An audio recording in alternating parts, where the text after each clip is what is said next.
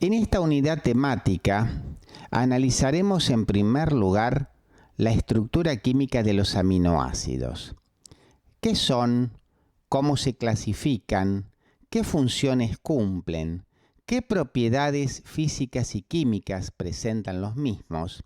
Y fundamentalmente, cómo se articulan para la formación de las distintas proteínas. Hablaremos sobre los distintos niveles de organización estructural proteica y asimismo veremos qué uniones químicas las estabilizan. Los aminoácidos son sustancias orgánicas que poseen un grupo amino, un grupo carboxilo y un grupo radical unidos al carbono alfa, que está indicado con el asterisco. Aquí pueden apreciar ustedes la estructura general de un aminoácido. El carbono alfa, en este caso, es un carbono asimétrico y está unido hacia arriba a un carboxilo, hacia la derecha a un hidrógeno, hacia la izquierda por un grupo amino, y lo que varía de aminoácido a aminoácido es el radical. Las principales funciones son ser unidades estructurales de proteínas, neurotransmisión, transporte de ácidos grasos activados y participación metabólica en la síntesis de glucosa, urea, purinas y pirimidinas, hemo, entre otras moléculas de importancia biológica. Los aminoácidos esenciales son aquellos que no pueden ser sintetizados por el organismo y que por lo tanto deben ser aportados a través de la dieta. Todas las proteínas de origen animal son ricas en estos aminoácidos. Podemos mencionar a la valina, leucina, isoleucina, triptofano, metionina, treonina, lisina y fenilalanina como los aminoácidos esenciales que determinan que las proteínas que los contengan sean de alto valor biológico. Las propiedades físico-químicas de los aminoácidos implica hablar de isómeros ópticos, series D mayúscula y L mayúscula, la ionización a pH fisiológico, el comportamiento anfotérico y la formación de enlaces peptídicos. Repasando, habíamos establecido que un carbono asimétrico es aquel al cual están unidos 4 átomos diferentes o grupos de átomos diferentes. En este caso, el carbono alfa, el que tiene el asterisco, pueden apreciar que es el carbono asimétrico porque está unido hacia arriba por un grupo aldehído, hacia la derecha por un oxidrilo, hacia la izquierda por un hidrógeno y más abajo por un grupo alcohol primario. La presencia de carbonos asimétricos en una molécula determina dos hechos importantes. En primer lugar, la aparición de la serie D y L mayúsculas y en segundo lugar, la presencia de isomería óptica. Cuando un aminoácido tiene su grupo amino hacia la derecha, se dice que pertenece a la serie D y se representa este hecho como alfa D aminoácidos. Sin embargo, las proteínas que forman parte del organismo humano tienen aminoácidos de tipo alfa L, es decir, que el grupo amino que está situado en el carbono alfa, que es el que tiene el asterisco, está situado hacia la izquierda. Si un isómero tiene la capacidad de virar el plano de vibración de la luz polarizada hacia la izquierda, se dice que es levógiro y se designa este hecho con el signo negativo, y si por el contrario vira el plano de vibración de la luz polarizada hacia la derecha, se dice que es dextrógiro y se indica con el signo más tal evento. Los aminoácidos tienen alto punto de fusión y de ebullición y tienden a formar redes cristalinas. Por tal motivo, estas propiedades indican de que están ionizados. Cuando el aminoácido está sin ionizarse, la terminación es en ico, por ejemplo glutámico, y cuando el aminoácido se ioniza, en ese caso decimos que pasa a la denominación ato. De glutámico lo hacemos glutamato. ¿Qué es el comportamiento anfotérico de un aminoácido? es el comportamiento que un aminoácido tiene en un campo eléctrico según las distintas variaciones de pH. Por ejemplo, si al aminoácido L-alanina lo sometemos a un medio ácido, se comportará como una base captando protones del medio y adquiriendo una forma catiónica de configuración +1. El pH en el cual el 50% de la L-alanina se encuentra en forma de ion dipolar y el 50% se encuentra en forma catiónica es lo que se conoce como un pK1. Es de aproximadamente 2.34. A su vez, si a la L-alanina, como ion dipolar, la sometemos a un medio alcalino, se va a comportar como un ácido, cediendo protones al mismo y de esa manera adquirirá una carga negativa constituyendo la forma aniónica del aminoácido, como habíamos dicho, a pH alcalino. El pH en el cual existe un 50% de L-alanina en forma de ion dipolar y un 50% de L-alanina en forma aniónica es el pK2, que corresponde a un pH de aproximadamente 9,69. Si nosotros hacemos un promedio del pK1 y el pK2, dividimos por 2, vamos a tener un nuevo valor de pH de 6.02, como se aprecia en la diapositiva. Ese pH de 6,02 es lo que se conoce con el nombre de punto isoeléctrico. pH en el cual no se producirá la migración de un aminoácido en un campo eléctrico, y por otra parte es el pH que surge de condensar los dos pKs que tiene el ion dipolar tanto en la forma ácida como en la forma alcalina. El punto isoeléctrico es el pH en el que un aminoácido colocado en un campo eléctrico no migrará por predominar la forma de ion dipolar. Es el pH donde toda la molécula tiene carga eléctrica neutra y en la práctica se calcula haciendo el promedio de los pKs situados a derecha e izquierda del ion dipolar. Poder buffer de los aminoácidos. Para que un ácido o una base débil tengan capacidad de amortiguación o capacidad buffer de los cambios de concentración de hidrogeniones, deben tener una constante de disociación cercana al pH del medio en el cual se encuentran.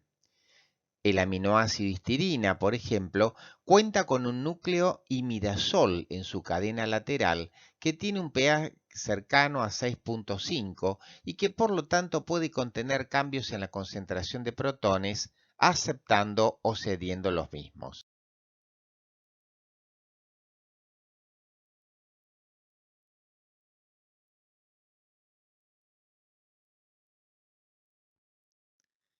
La unión peptídica es un tipo de unión amida en la cual se produce la condensación de un carboxilo de uno de los aminoácidos con el grupo amino del otro aminoácido y pérdida de una molécula de agua. Insistimos, la unión peptídica es una unión de tipo amida. ¿Qué es la coplanaridad del enlace peptídico? Los 4 átomos que intervienen en la formación del enlace peptídico están en un mismo plano, exactamente igual como si estuvieran dispuestos en los 4 ángulos de una hoja de papel. Una de las características más importantes de la unión peptídica como unión de tipo amida es lo que se conoce con el nombre de hibridación de resonancia. En estos casos, el enlace peptídico por momentos se comporta como un enlace simple y por momentos se comporta como una doble ligadura, lo cual le da una característica rigidez a la molécula proteica, impidiendo la rotación alrededor de los enlaces carbono-nitrógeno. Los aminoácidos pueden ser clasificados según la polaridad de los grupos radicales a pH 7 en no polares, como alanina, valina, leucina, isoleucina, entre otros, polares sin carga, serina, treonina, cisteína y glicina, polares con carga negativa, aspartato, glutamato, y polares con carga positiva, histidina, arginina y lisina. Pueden apreciar ejemplos de distintos aminoácidos. La L-alanina es uno de los modelos de aminoácidos apolares o no polares, la L-serina de los polares sin carga y el L-aspartato de los polares con carga negativa. El aminoácido L-lisina constituye un ejemplo de los polares con carga positiva. Obsérvese que este aminoácido posee dos grupos aminos. La unión peptídica, que ya habíamos visto que es una unión de tipo amida, permite establecer un enlace entre dos aminoácidos para formar lo que se llama un dipéptido. El nombre del dipéptido va en función de cuál es el aminoácido que tiene el extremo amino terminal, que es el número 1 de la cadena, y cuál es el aminoácido que tiene el extremo carboxilo terminal, que va a ser el segundo de la cadena. En este caso, el aminoácido que tiene el grupo amino terminal es el que da el nombre al dipéptido. De alanina sale L-alanil. En tanto se respeta el nombre del segundo aminoácido, que es el que tiene el extremo carboxilo terminal. Conclusión, este dipéptido se denomina L-alanil aspartato. ¿Cómo se clasifican los péptidos? Ya habíamos dicho que dos aminoácidos forman un dipéptido. 3 a 10 aminoácidos hacen un oligopéptido o simplemente péptido, 11 a 49 aminoácidos polipéptidos y las proteínas son aquellos que están formadas por la asociación de más de 50 aminoácidos, generalmente con un peso molecular superior a 6000. Ejemplos de péptidos de importancia biológica: el tripéptido glutatión, la angiotensina 2, la vasopresina, la bradiquinina, encefalinas y factores liberadores de hormonas hipotalámicas, entre otros. El glutatión es un tripéptido que cumple importantes funciones en la eliminación de radicales libres de la célula. Obsérvese que está formado por 3 aminoácidos, ácido glutámico, cisteína y glicina, y que el enlace que se forma entre el primer aminoácido y el segundo no es el clásico enlace que ustedes conocen en la mayoría de los aminoácidos, sino que el carboxilo terminal es el que establece el puente peptídico con el grupo amino del segundo aminoácido. Esta unión entonces recibe el nombre de gamma-glutamilo y el tripéptido recibe el nombre de gamma-glutamil-cisteinil-glicina. Las proteínas son moléculas altamente versátiles.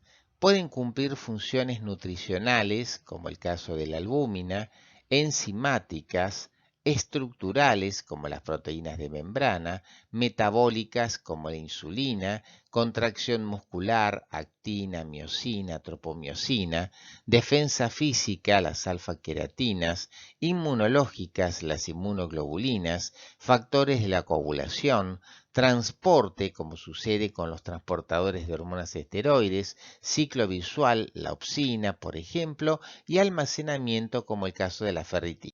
Las proteínas pueden ser clasificadas siguiendo diferentes niveles de organización creciente.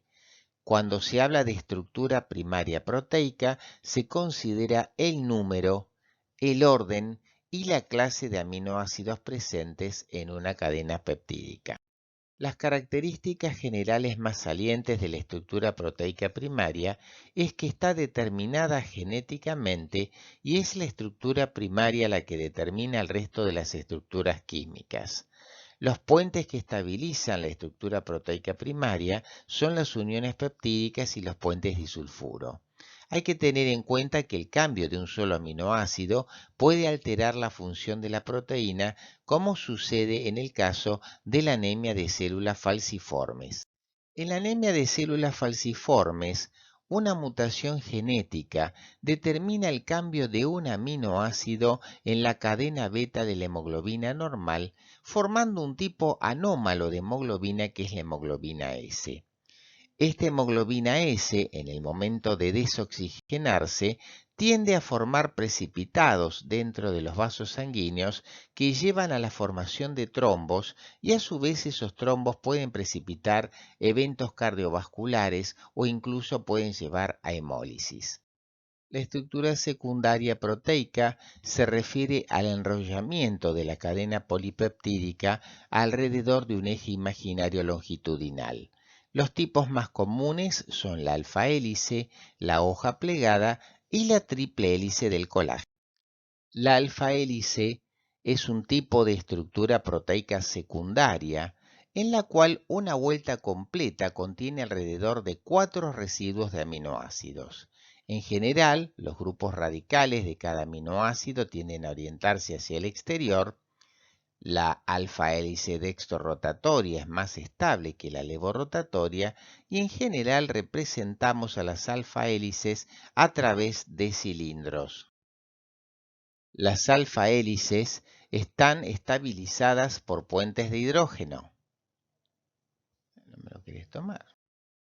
La estabilidad de una alfa hélice surge de la formación de estos puentes de hidrógeno que, como vimos, están establecidos entre el oxígeno carbonílico del enlace peptídico de un residuo aminoacilo y el átomo de hidrógeno del nitrógeno del enlace situado aproximadamente a 4 residuos de él a lo largo de la cadena polipeptídica. Entonces, observen ustedes que los puentes de hidrógeno intracatenarios estabilizan la estructura secundaria de alfa hélice. Estos puentes se establecen entre dos elementos electronegativos, como ser el oxígeno y el nitrógeno, que se unen a través de un átomo de hidrógeno. Es interesante que los mismos son puentes de tipo intracatenarios. Muchas alfa hélices tienen grupos predominantemente hidrofóbicos en un lado del eje de la hélice y otros hidrofílicos del lado opuesto. Estas hélices anfipáticas están adaptadas para la formación de interfaces entre regiones polares y no polares, como el interior hidrofóbico de una proteína y su entorno acuoso. La hemoglobina presenta 8 segmentos de alfa hélice estabilizados por puentes de hidrógeno intracatenarios. En los codos, el enrollamiento se hace al azar por la aparición del aminoácido prolina que carece de un hidrógeno para formar puente de hidrógeno. Por tal motivo, la hélice se desestabiliza y su enrollamiento, insistimos, vuelve a ser al azar. En la hoja plegada tenemos 2 o más cadenas polipeptídicas que pueden estar en sentido paralelo o antiparalelo con los radicales que se estabilizan generalmente hacia arriba de la molécula y un dato que es interesante, que aquí los puentes de hidrógeno se establecen entre las distintas cadenas, es decir, son intercatenarios. Las cadenas, como dijimos, pueden ser paralelas o antiparalelas. Por ejemplo, son antiparalelas cuando una cadena corre en sentido amino terminal carboxilo terminal y la cadena inmediatamente adyacente lo hace en sentido contrario. En este caso, ustedes ven que las flechas van en la misma dirección, por lo tanto, corren en el mismo sentido y por lo tanto estas cadenas son paralelas. Estructuras supersecundarias son combinaciones de elementos de estructura secundaria formando patrones definidos.